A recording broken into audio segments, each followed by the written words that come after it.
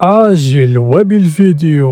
تصريح خطير من العرافة ليلى عبد اللطيف يهز العالم حول مسار المنتخب المغربي في كأس العالم للشبان أقل من 20 عاما. شاهد ماذا قالت. لكن قبل أن نبدأ عزيزي المشاهد، إن كنت ترى أن المنتخب المغربي هو واحد من أقوى المنتخبات في العالم، فلا تبخل علينا بالضغط على زر الإعجاب والاشتراك بالقناة، ولا تنسوا تعطير فمكم بالصلاة على مولانا ورسولنا الكريم. كل العالم شهد على أن ما حققه المنتخب المغربي للشبان في كأس العالم حتى هذه اللحظة هو عمل تاريخي، خصوصا بعد فوزهم على أقوى منتخبات في البطولة كالمنتخب الأمريكي والفرنسي. لكن ما هز العالم هو تصريح خطير خرجت به العرافة العربية ليلى عبد اللطيف، تتنبأ فيه بمستقبل المنتخب المغربي في البطولة، بحيث صرحت وقالت: سيعم الفرح قريبا في كافة أنحاء المملكة المغربية الشريفة،